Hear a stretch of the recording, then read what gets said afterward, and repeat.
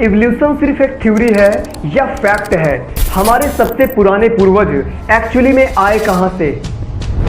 Hello दोस्तों, आज से करीब 4 बिलियन साल पहले लाइफ की शुरुआत होती है धरती पर। बिलियंस ऑफ एवोल्यूशन के बाद अनगिनत प्रकार के प्लांट्स और एनिमल स्पीसीज उभर कर आते हैं। ये सारे पेड़ पौधे, जानवर और जीव जो आप देखते हैं आज के दिन, ये सब आए एवोल्यूशन के चलते। इसमें से एक स्पीसीज होती है होमो सैपियंस की भी, यानी इंसान। लेकिन सवाल यह उठता है, अगर इंसान बंदर से आए तो आज के दिन भी हमें बंदर क्यों देखने को मिलते हैं?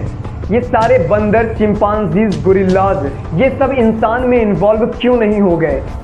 अक्सर ऐसे सवाल उठाए जाते हैं लोगों के द्वारा।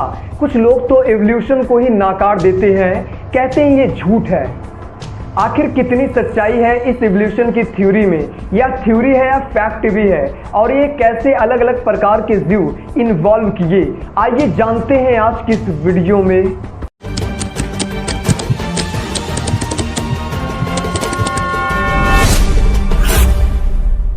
शुरुआत से ही दोस्तों सबसे बड़े मिसकंसेप्शन को क्लियर कर देते हैं। एवोल्यूशन की थ्योरी कभी यह नहीं कहती कि बंदर इंसान बन गए, बल्कि यह कहा जाता है कि सारे चिंपांजी, गोरिल्लाज, बंदरों और इंसानों के पूर्वज एक ही रहे हैं और वो पूर्वज आज के दिन जिंदा नहीं है। एवोल्यूशन को अगर आप विजुलाइज करना चाहते हो तो एक पेड़ इमेजिन कीजिए। एक पेड़ की शुरुआत होती है सिर्फ एक स्टेम से, फिर ऊपर जाकर टहनियां बनती है, फिर उन टहनियों से और छोटी छोटी टहनियां बनती है। ऐसे ही अगर आप आगे चलते रहे तो जो टिप आप देखेंगे, इस पेड़ का एंड पॉइंट जो है वो आज के दिन मौजूद सारे जिंदा जीव हैं। लेकिन एक सवाल आपके दिमाग में अभी भी आएगा कि जो हमारे पूर्वज थे, इनमें से कुछ इंसान बने, कुछ चिंपांजी बने और कुछ बंदर बने, ऐसा क्यों हुआ? इसका जवाब वीडियो में आगे आप समझेंगे। साल 1859 में चार्ल्स डार्विन ने अपनी एक ऐतिहासिक किताब लिखी थी, on the origin of species. इस किताब में उन्होंने थ्योरी ऑफ नेचुरल सिलेक्शन की बात की थी। अब थ्योरी ऑफ नेचुरल सिलेक्शन सुनकर आपको लग रहा होगा कि कोई बड़ी मिस्टिकल सी चीज हो रही है, सभी जीव में कोई इनर इंजीनियरिंग चलने लग रही है, लेकिन ऐसा कुछ नहीं है। बड़ा सिंपल फंडा है। जब भी रिप्रोडक्शन होती है इंसानों में, जानवरों में, पेड़ पौधों में, तो जीन्स जो है वो एक से दूसरे जीव में जाती हैं। हमारी जीन्स बच्चों में पास ऑन होती है और ये जब होता है तो जीन्स में म्यूटेशन देखने को मिलती है, थोड़े बहुत बदलाव आ जाते हैं जीन्स में और कुछ वेरिएशन देखने को मिलती है। जैसे कि फॉर एग्जाम्पल आपकी ब्राउन आंखें हैं और आपके बच्चों में ग्रीन आंखें देखने को मिलती है। इसका मतलब है कि अचानक से म्यूटेशन आ गई है उनके जीन्स में। आंखों को कलर देने वाली जीन्स में हो सकता है आगे आने वाले बच्चों में ग्रीन आंखें देखने को मिले। अक्सर ये जो वेरिएशन होती है इनमें से कुछ फ़ायदेमंद रहती है तो कुछ नुकसानदायक रहती है।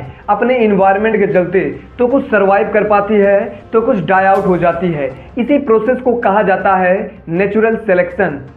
फॉर एग्जाम्पल मान लो एक मेढक है जो ब्राउन कलर का है, जंगल में रहता है, इसके 5 बच्चे हैं जिनमें से 4 ब्राउन कलर के हैं, एक ग्रीन कलर का है। यह ग्रीन कलर का मेढक बड़े अच्छे से डिस्गाइज कर पाता है, अपने आप को कैमोफ्लेज कर पाता है ग्रीन कलर के पेड़ पौधों में। इसके चलते इसको एक एडवांटेज मिलता है, एक दिन एक सांप आकर ब्राउन कलर के मेढकों को खा जाता है क्योंकि वह आसानी से दिख पाता है, लेकिन ग्रीन कलर का मेढक दिख नहीं पाता, बच जाता है और आगे आने वाली पीढ़ियां अब इसकी ग्रीन कलर की होंगी। कुछ इसी तरीके से मोटे मोटे तौर पर थ्योरी ऑफ नेचुरल सिलेक्शन काम करता है। यहाँ पर एक टर्म का यूज किया जाता है, सर्वाइवल ऑफ द फिटेस्ट। कई मोटिवेशनल स्पीकर इस टर्म का मिसयूज करते हैं, यह कहकर कि जो फिजिकली फिट लोग हैं सिर्फ वही लोग सर्वाइव कर पाएंगे। लोग अमेजिंग करते हैं कि जिनके बड़े बड़े बाइसेक्स होंगे, ट्राइसेक्स होंगे, सिक्स पैक होंगे, उन्हीं लोगों का यहाँ पर सर्वाइवल देखने को मिलेगा, लेकिन ये कहना एक्चुअली में गलत होगा। चार्ल्स डार्विन के अकॉर्डिंग फिट का मतलब है कि अपने आसपास के इन्वायरमेंट में सबसे अच्छे से फिट बैठ पाए। अब आपने बेसिक समझ लिया है, अब आप समझेंगे कि एवोल्यूशन एक्चुअली में हुआ कैसे।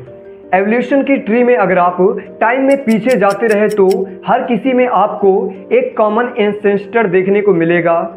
कई बिलियन साल आगे चले तो एक बड़ा खास किस्म का बैक्टीरिया उभर कर आता है एवोल्यूशन के चलते, साइनोबैक्टीरिया। ये पहला ऐसा बैक्टीरिया होता है जो फोटोसिंथेसिस कर पाता है, यानी धूप का इस्तेमाल करके एनर्जी जनरेट करना। इसमें पानी को भी एक फ्यूल की तरह इस्तेमाल किया जाता है और एंड प्रोडक्ट यहाँ पर निकलता है ऑक्सीजन, जो सारी स्पीसीज आज के दिन एग्जिस्ट करती हैं। ये सब एक ही इक्विलिब्रियम में एग्जिस्ट करती हैं, ऐसा इक्विलिब्रियम जिसमें हर कोई फिट बैठा है। वीडियो पसंद आया हो तो ऐसी इंफॉर्मेटिव वीडियो देखने के लिए चैनल को सब्सक्राइब जरूर कर लीजिएगा। मिलते हैं नेक्स्ट वीडियो में। Thank you.